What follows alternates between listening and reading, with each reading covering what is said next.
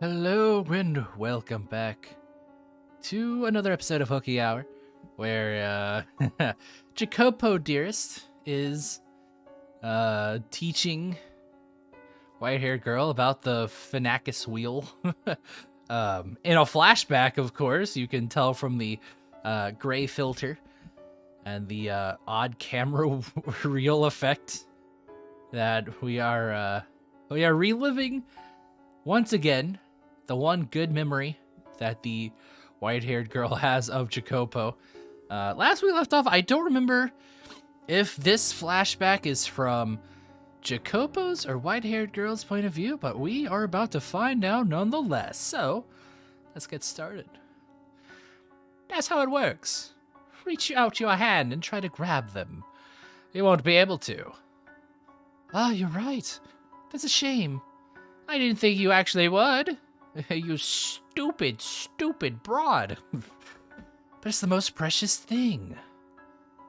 They look as though they're dancing atop my palm. It's almost frightening how much innocence rests within those hands.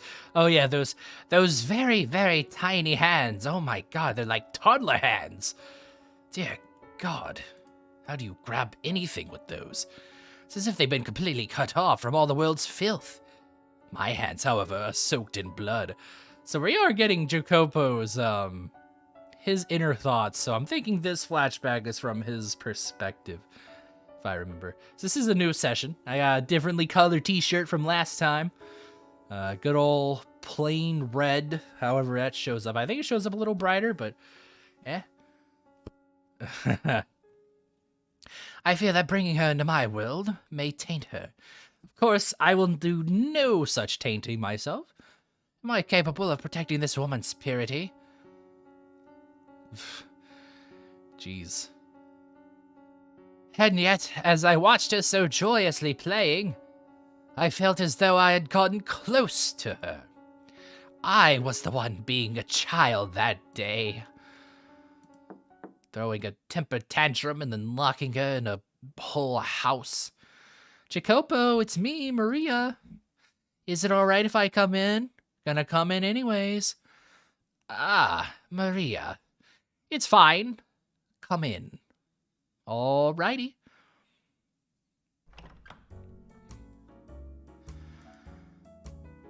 Color me surprised.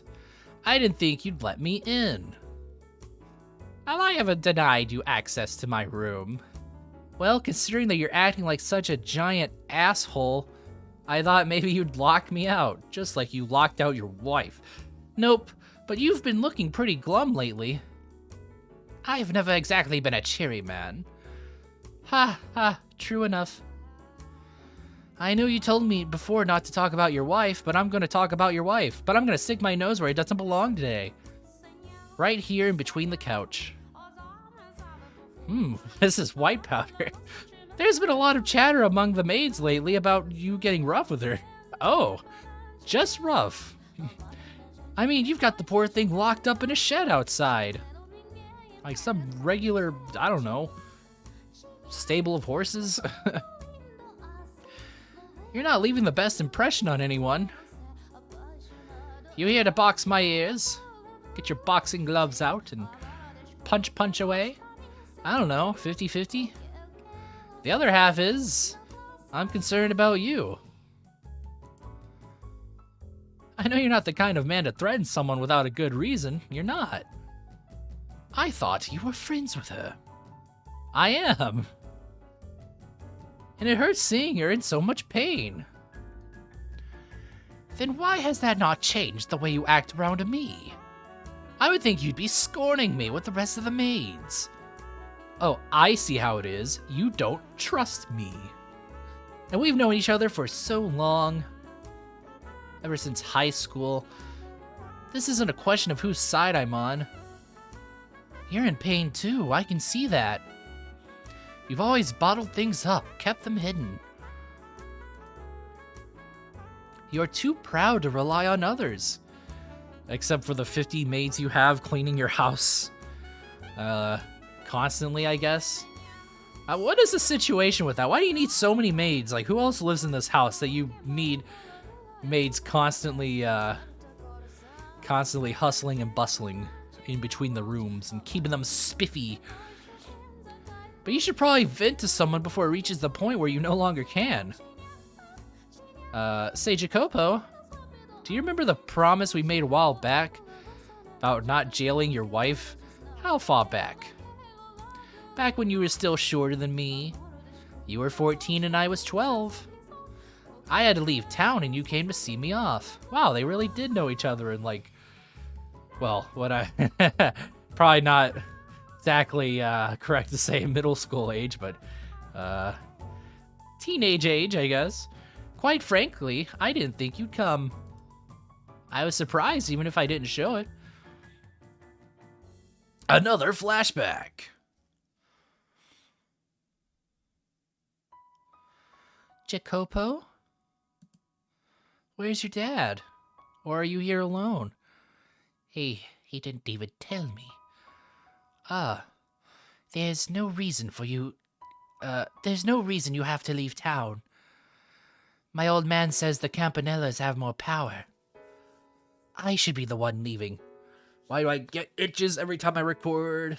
Sorry about that. It's not that simple. Grown-ups have a lot to consider. So don't give me that look, Jacopo.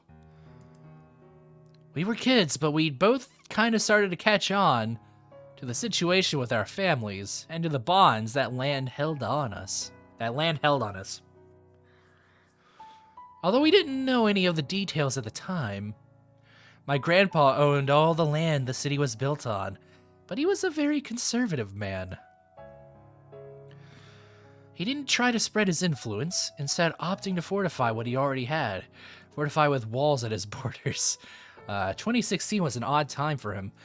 I don't know exactly when it first started, but organizations were used to administrate cities. And when we were kids, my dad was the capo familia, and my grandpa was his consigliere. Oh, Jesus, I am going to butcher all that. Consigliere? Consigliere. But just because he was an advisor didn't mean he was powerless. While my dad made the decisions, my grandpa was the only one allowed to fight him on them. Your father was a Capodicina that served under my dad. He wasn't especially happy about that. A capo? But parents quarreling doesn't affect their kids. Or at least, that's what I thought at the time, and what you probably thought too. But there was still a chance we could be caught in the crossfire, so my dad decided to send me and my mom away. Off the island and to the north were some more prosperous areas. He thought that by sending us there, we could live our lives clean, regardless of where we came from. There's no changing what's in your blood, though. Always gonna have hemoglobin. There's always gonna be hemogoblins. They suck your blood within your blood. You could have told me too. Or were you planning on leaving without saying anything? No, it was just all decided so quickly. Why do you sound so accepting? Adults have a lot to consider. You bet they do. But you could at least let them know you're opposed to it, Maria. But no, your tail went straight between your legs as soon as you were told. You just gave up and accepted it straight away. I thought you were better than that. You think? You think I don't know that? But I'll just be in my dad's way if I stay. I'm a kid, a girl. I wouldn't be of any help if something happened. And I don't want to need someone to protect me. I've never once thought of you as a girl. Hey, now, that's mean. No, that's not what I meant. Ah, Jesus. Oh, geez, thanks, Jacopo. Now you're getting me all mushy, too. If anyone should be sad here, it's me. I am not sad. Just really angry. Oh, really? You sure you're not actually torn that I won't be around anymore? You're a huge crybaby after all, Jacopino. Hey, when have I ever cried? And don't call me that. Wah, wah. She called me Jacopino. Can you help Jacopo off his horse? Ha ha ha, I made you mad.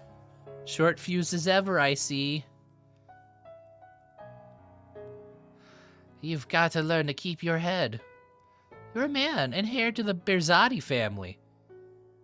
Don't you lecture me. Tisk, so pig-headed. You could at least listen to me this once before I'm gone. Hey, Maria. Got a little time to spare? No, not really. Yeah, sure, but not much. Like, the train is literally leaving the station right now. The carriage is gonna be here soon. Do you have enough for a trip to the hill and back? Yeah, I should have time for that. Alright, to the hill. Because of our families, we weren't really able to get along with the other kids in the city, so we played a lot at the top of that hill. It became kind of like our little secret lair. There was an abandoned house up there. I guess an old farmhouse or something, and kids love that sort of thing, you know. We called it Casa Nostra, our home, and we pretended it was actually ours. We drew circles on the wall in chalk and used it for target practice. We brought up a bale of straw and used it to make makeshift beds. When either of us got into fights with our parents, we'd stay the night here instead of home. In retrospect, I'm sure they knew where we were going and just let us do our thing. Oh yeah, there was this one time we were playing and a huge storm rolled in, trapping us up there. The wind wasn't just howling, it was screaming bloody murder! Bloody murder! It was blowing so hard I thought the house might fly away. Kinda like there was a big bad wolf outside. As I recall, you were crying that night. Hey, Nero, you here to send me off too? Ah, there you go, wagging your tail with that dumb look on your face. You have no idea what's going on, do you? Barf. It wasn't just the two of us who had made Casa Nostra our home base, though. There was one more, a stray black dog.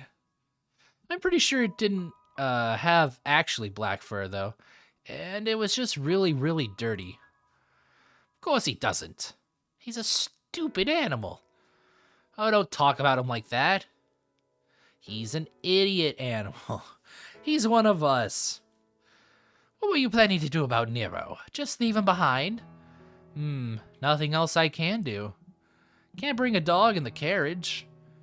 Besides, you're here, so it'll be fine. You take care of Nero, alright? He doesn't like me. Couldn't understand why.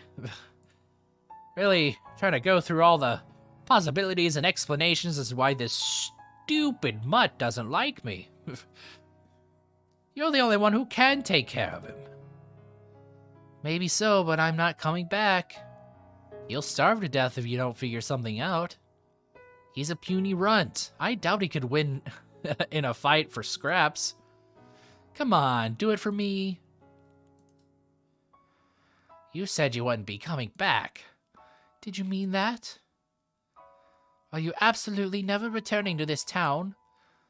There's no telling what may or may not happen, so it's best not to get your hopes up.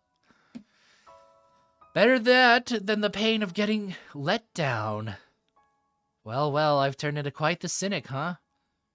Maybe if I had been born into a more royal family, I'd be in my room in a pile of dolls right about now, my head in the clouds.